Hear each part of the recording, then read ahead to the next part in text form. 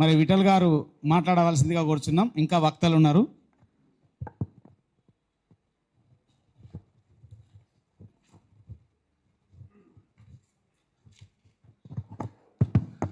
పెద్దలందరికీ హృదయపూర్వక అభినందనలు. చాలాసార్లు బీసీ అంటుంటే మన సూర్యారావు అన్న మేము ఒక మీటింగ్లో అసలు నామిన్క్లేచర్ మార్చుదామని ఒక ఫిలాసఫికల్ డిస్కషన్ చేసినాం. బీసీ అంటే బ్యాక్వర్డ్ క్లాసెస్ కాదు, brilliant and community creative communities అని చెప్పినాం.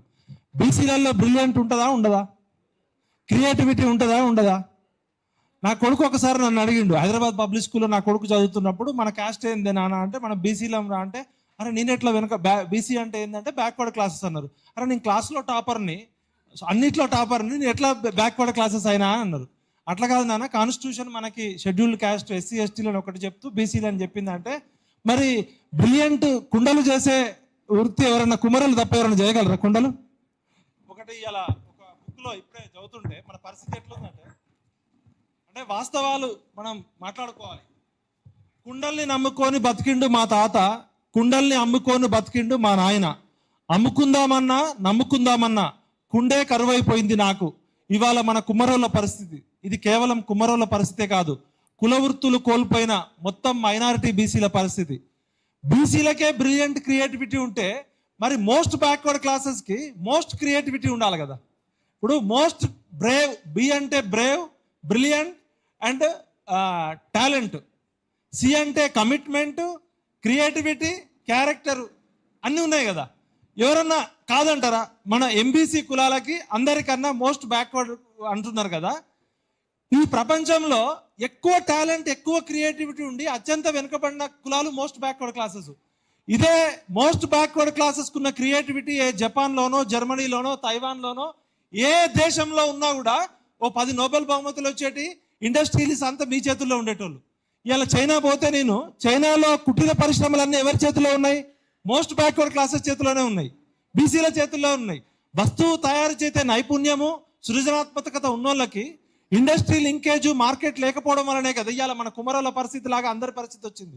ఒకవైపు కుల వృత్తులు కూలిపోతున్నాయి, ఒకవైపు కుల వృత్తులకి మార్కెటింగ్ సౌకర్యము, ఇండస్ట్రీ ఎకనామికల్ మోడర్న్ ఎకానమీలో లింకు లేకపోవడం వల్ల, గ్లోబలైజేషన్ వల్ల ఇవాళ మనం ఆర్థికంగా వెనుకబడ్డామంటే, రాజ్యాంగము వెనుకబడిన వర్గాలకు ఇచ్చిన రక్షణలో కూడా అత్యంత నిరాధారకు గురైంది మోస్ట్ బ్యాక్వర్డ్ క్లాసెస్. ఇలా జర్నలిజంలో పిహెచ్డి చేసి ఒక 25 ఏళ్ళు తెలంగాణ ఉద్యమం ఉన్న నాకే మోస్ట్ బ్యాక్వర్డ్ క్లాసెస్ పేర్లు చెప్పమంటే వరుసగా చెప్పలేను, ఓ 10 పేర్లు చెప్పగలం. కానీ ఇవాళ 94 ఉమ్మడి ఆంధ్రప్రదేశ్లో ప్రభుత్వం గుర్తించిన 94 బీసీ కులాల్లో 84 కులాలు మోస్ట్ బ్యాక్వర్డ్ క్లాసెస్ అంటే ఎవరికి అన్యాయం జరుగుతుంది? ఇవాళ ఎందుకు ఈ మీటింగ్కి వచ్చినాం మనం? ఇవాళ ఎస్సీలలో మాదిగలకి, మాలల ఉపకులాలకి, మాదిగ ఉపకులాలకి అన్యాయం జరుగుతుందని 30 ఏళ్లుగా మందకృష్ణ మాదిగన్న ఏ విధంగా పోరాటం చేస్తుండో ఆ పోరాట స్ఫూర్తితోటి మనమంతా ఇవాళ ఎంబీసీలకి న్యాయం జరుగుతుంది, ఎంబీసీలకి రాజకీయాల్లో కానీ, విద్యారంగంలో కానీ, ఉపాధి రంగంలో కానీ వాటాలు దక్కాలని సూర్యారావు అన్న, మందకృష్ణ మాదిగన్న ఎంబీసీ ఎంఆర్పిఎస్ ఎప్పుడో పెట్టిరు. కాబట్టి గట్టిగా వాళ్ళకి చప్పట్లు కొట్టాల. ఇవాళ చాలా మంది మందకృష్ణ మాదిగ అంటే ఎంఆర్పిఎస్ నాయకుడు అనుకుంటున్నారు, కానీ ఆయన ఫస్ట్ ఎంబీసీ ఎంఆర్పిఎస్ ఐక్యవేదిక రాష్ట్ర అధ్యక్షుడు. ఇవాళ పృథ్వన్ అయినా, నేనైనా, మేమైనా, అరే విఠల్ నువ్వు మున్నూరు కాపు పటేల్ కదా, నీకేం సంబంధం రా, మా ఎస్సీల గురించి మాట్లాడుతున్నావు అని మా అమ్మని, అక్కని, చెల్లిని అందరిని తిడుతున్నారు, మా విమలక్కని తిడుతున్నారు. అసలు సమాజంలో ఎంబీసీలకి ఎస్సీల కన్నా ఎక్కువ అన్యాయం జరిగింది. కనీసం కాన్షీరామ్, అంబేద్కర్, జ్యోతిరావు పూలే దళిత పోరాటాల వల్ల ఎస్సీలకి ఆత్మగౌరవం వచ్చింది, బెదిరించే నైతిక ధైర్యం వచ్చింది, పోరాడే శక్తి వచ్చింది. అసలు కనీసం నేను హుజూరాబాద్ ఎన్నికల్లో మా సూర్యారావుని తీసుకుపోయి నన్ను తిప్పిండు. చాలా ఎంబీసీ కులాల్లో 10th క్లాస్ చదివిన వాళ్ళు కూడా లేరు. ఈ డీనోటిఫైడ్ ఎంబీసీ అంటే మోస్ట్ బ్యాక్వర్డ్ క్లాసెస్. ఇప్పటి నుంచి మనం most brilliant and creative, most Brave and talented. ఈ డిఎన్టీ అంటే ఏందని అడిగితే అన్న చెప్పిండు డీనోటిఫైడ్ ట్రైబ్స్ అని. అరే ఈ జనరల్గా మనం ట్రైబ్స్ అంటే ఎస్టీల్లో ఉంటారు అనుకుంటాం. ఈ డీనోటిఫైడ్ ఎవరంటే బ్రిటిష్ కాలంలో ప్రభుత్వం, ఇప్పుడు వ్యాపారస్తులు ఒక దగ్గర నుంచి ఒక దగ్గరికి పోతుంటే కొంతమంది ఆకలితోటో, కొంతమంది వృత్తిగానో ఆ వ్యాపారస్తుల మీద దాడి చేసేటోళ్ళు కొన్ని కులాలు ఉన్నాయని చెప్పి బ్రిటిష్ ప్రభుత్వం వాళ్ళని వెలివేసింది మొత్తం సమాజం నుంచి. ఆ వెలివేసిన జాబితాని తీసుకొచ్చి డీనోటిఫైడ్ దానిలో పెట్టిరు. నాగరిక వచ్చి 75 సంవత్సరాల తర్వాత కూడా ట్రైబల్స్ లో ఉన్న ఆదివాసీలకి, లేకపోతే మన ఎస్టీలకి లంబాడీలకి న్యాయం జరిగింది. కానీ అసలు గుర్తింపు కూడా లేని, ఓటు కార్డు కూడా లేని, ఇవాళ కరెంటు స్తంభానికి కూడా ఒక నెంబర్ ఉంటుంది, టెలిఫోన్ స్తంభానికి కూడా ఒక నెంబర్ ఉంటుంది, ఓటర్ హక్కు కూడా లేనటువంటి డీనోటిఫైడ్ ట్రైబ్స్ ఇప్పటికీ కూడా ఉన్నాయని అన్న తీసుకొస్తే అది నవ్వాలా, ఏడవాలా? ఎలాంటి నాగరిక సమాజంలో ఉన్నాం? మన ఎంఆర్పిఎస్ పోరాట స్ఫూర్తి కేవలం మాదిగలకి, మాలలకి, దళితులకే కాదు, ఎంబీసీలు అక్కడి నుంచి నేర్చుకోవాలని సూర్యారావు అన్న ఆ రోజే ఎంబీసీ ఎంఆర్పిఎస్ ఐక్యవేదిక పెట్టిన అందరికీ, ఆ వెంకటన్న గాని అందరికీ నేను చెప్తూ, సమాజంలో జరిగే సంఘర్షణ వాటాల కొట్లాటే. ఈ మనం భారతదేశంలో పుట్టుకతోటే మనకి తెలియకుండా మనతో పాటు కులం ఉంటుంది, కులంతో పాటే వివక్ష ఉంటుంది, పెత్తనం వస్తుంది.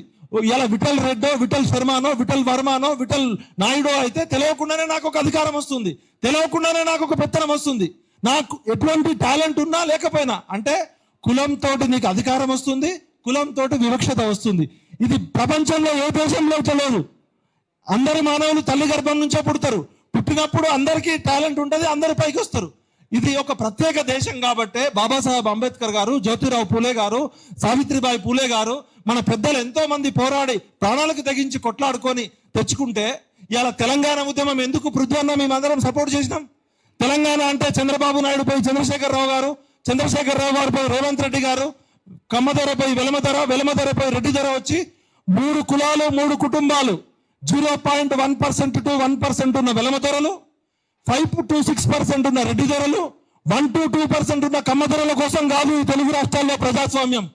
3 కులాలు 3 కుటుంబాలు కాదు ప్రజాస్వామ్యం అంటే. వెల్కమ్ రెడ్డి రాజ్యం. రెడ్డిలు తమకున్న టాలెంట్ తో కావచ్చు, భూములతో కావచ్చు, తమకున్న ఆధిపత్యంతో 50 ఏళ్ళు 60 ఏళ్ళు అధికారంలో ఉన్నారు. వెలమలు ఒక 20 ఏళ్ళు 10 ఏళ్ళు అధికారంలో ఉన్నారు. వెంగళరావు గారు 10 ఏళ్ళు, కేసీఆర్ గారు 10 ఏళ్ళు, కమ్మలు ఒక 20 ఏళ్ళు 30 ఏళ్ళు అధికారంలో ఉన్నారు. ఇవాళ జనాభాలో 93% ఉన్న ఎస్సీ, ఎస్టీ, బీసీ, మైనారిటీలు, పేద అగ్రవర్ణాలకి న్యాయం జరగాలని కొట్లాడుతున్నాడు. ఈయన ఈ నల్ల చొక్కా వేసుకుంది ఆయన కోసం కాదు. మనందరం పెరియార్ జీవితాన్ని ప్రత్యక్షంగా చూడలే, పుస్తకాల్లో చదివినాం. కానీ పెరియార్ స్ఫూర్తితో, జ్యోతిరావు బాలే స్ఫూర్తితో, సాహు మహారాజ్ ఇచ్చిన స్ఫూర్తితో, అంబేద్కర్ కాన్షీరామ్ స్ఫూర్తితో ఇవాళ సూరన్న, ఇక్కడ ఉన్న పెద్దలు, మన మందకృష్ణ మాదిగన్న, ఇవాళ పృథ్వన్న, దరువెల్లన్న, మేమంతా అంబేద్కర్ కాలంలో పుట్టలే, కాన్షీరామ్తో పనిచేసే అవకాశం దొరకలే, జ్యోతిబాయి పూలే తీసుకుపడలే.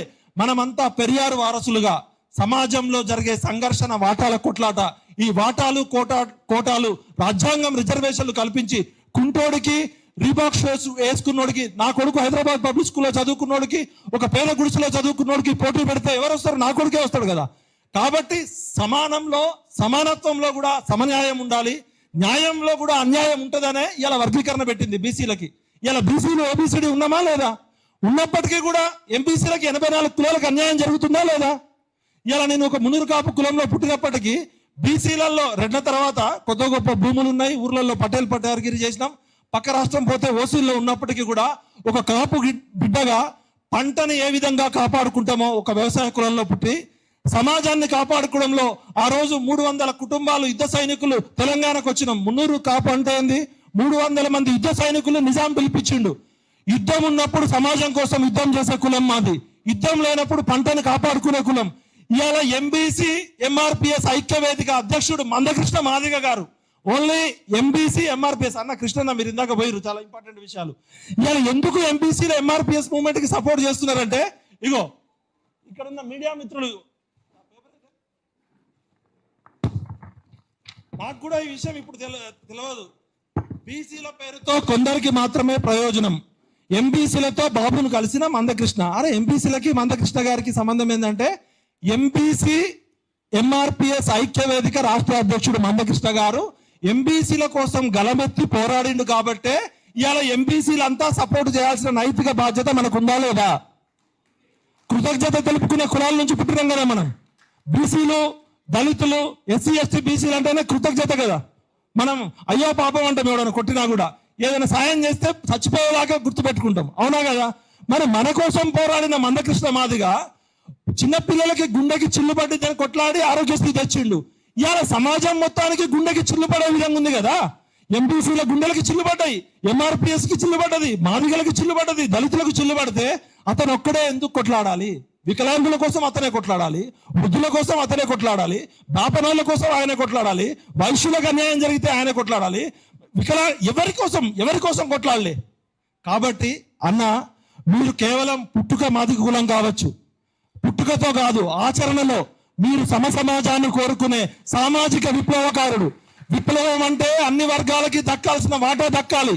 విప్లవం అంటే కామ్రేడ్ అంటే కమ్యూనిజం అంటే సోషలిజం అంటే ఎవరికి దక్కాల్సిన వాటా వాళ్ళకి దక్కాలని మన తరం సూర్యుడు, ఉద్యమాల సూర్యుడు సూరన్న మా అందరికీ నీతి నిజాయితీ నైతికతతో ఎలా పోరాడాలో పోరాటం చేసిన ముచ్చర్ల సత్యనారాయణ గారి వారసుడు ఇలా డాక్టర్ సంగంరెడ్డి పృథ్వీరాజ్ ఉన్నాడు. నాకు జర్నలిజంలో ఉన్న పరిచయాలతో, నేను చదువుకున్న చదువుతోటి, భారతదేశంలో ఉన్న అన్ని రాజకీయ పార్టీల అధ్యక్షులతోటి మా పూణే ఇన్స్టిట్యూట్స్తో ప్రత్యక్ష సంబంధాలు ఉన్నాయి. ఆర్ఎస్ఎస్ నుంచి బీజేపీ వరకు. నాకే ఎమ్మెల్యే పదవో మంత్రి పదవో పోస్టో కావాలనుకుంటే, పృథ్వన్నకు కావాలనుకుంటే, ఒక మంత్రి కొడుకు కావాలనుకుంటే మేము 20 ఏళ్ల క్రితమే కేసీఆర్ క్యాబినెట్ లో ఉండేటోళ్ళం. హరీష్ రావు ఎమ్మెల్యే కాకుండా సీఎం మంత్రి అయ్యిండు కదా. ఒకవేళ మేము కేసీఆర్ తో సయోధ్యగా సామాజిక తెలంగాణకు సై అంటే ఫస్ట్ కేసీఆర్ క్యాబినెట్ లో పృథ్వన్న ఉండేటోడు, నేను ఉండేటోళ్ళం. మేము సామాజిక తెలంగాణ కోసమే కేసీఆర్ తో డిఫర్ అయినాం. సామాజిక తెలంగాణ అంటే 93% ఎస్సీ ఎస్టీ బీసీ బడుగు బలహీన వర్గాలకి న్యాయం దక్కాలనే. ఆ రోజు భౌగోళిక తెలంగాణ వచ్చినాక రెండో పోరాటం సామాజిక తెలంగాణ. ఇవాళ మందకృష్ణ మాదిగన్న చేస్తున్న పోరాటం, మా సూరన్న చేస్తున్న పోరాటం, ఇక్కడ ఉన్న మేధావులు పృథ్వన్న చేస్తున్న పోరాటం మీ ఒక్కళ్ళ కోసం కాదు. ఇది సామాజిక తెలంగాణ పోరాటం. ఎవరి వాటా వాళ్ళకి దక్కాల్సిందే. అందులో భాగంగా ఇవాళ మన మాదిగ కులస్తులకి, మాదిగ ఉపకులాలకి, దళిత ఉపకులాలకి అన్యాయం జరుగుతుంది. కాబట్టి బ్రిలియంట్ అండ్ క్రియేటివ్ కమ్యూనిటీస్ గా పుట్టిన మనం ఖచ్చితంగా రేపు ఫిబ్రవరి 7వ తారీఖు జరగబోయే 1,00,000 గొంతులు 1000 డప్పులు కాదు, 1,00,000 గొంతులు 1,00,000 డప్పులు. ఇవాళ ఒక మున్నూరు కాపు బిడ్డగా నేను చెప్తున్నా, మా ప్రతి ఊర్లో ఉన్న మున్నూరు కాపు సోదరులారా, పంటని ఏ విధంగా కాపాడుకుంటామో ఇవాళ మనం దళితులకు జరుగుతున్న అన్యాయం విషయంలో మనం అందరం తలా ఒక నాగలు తీసుకొని బయలుదేరాలి. అదే విధంగా మన ఎంపీసీ కులాలంతా కూడా ఇవాళ అన్న ఆధ్వర్యంలో, పృథ్వన్న ఆధ్వర్యంలో జరుగుతున్న ఈ ధర్మ యుద్ధంలో కృష్ణుడు అర్జునుడు లాగా మనమంతా అర్జునులై కొట్లాడాలి. ప్రతి ఎంబీసీ కులం కూడా తమ కుల వృత్తుల సంకేతాలని, తమ కుల వృత్తుల నాగరికతను తెలిపే వాయిద్యాలను తీసుకొని డోలు దెబ్బ, నాగలి, మున్నూరు కాపు నాగలి, ఏ విధంగా అయితే మన వడ్డెరల గమ్ దెబ్బ లాగా అన్ని సాంస్కృతిక కళారూపాలు, ఇందాకనే పృథ్వన్న చెప్పినట్టు రాష్ట్రపతి పరేడ్లో ఏ విధంగా అయితే అన్ని రాష్ట్రాల కళా శకటాలు ఏ విధంగా పోతాయో, మొత్తం సమాజంలో ఉన్న బాపనోళ్ళ దగ్గర నుంచి అన్ని కులాల వరకు సమాజంలో ఉన్న అన్ని కులాల మద్దతు మీకుందన్న. మీరు ఇప్పటికే జీవితం అంతా అందరి కోసం చేసిర్రు.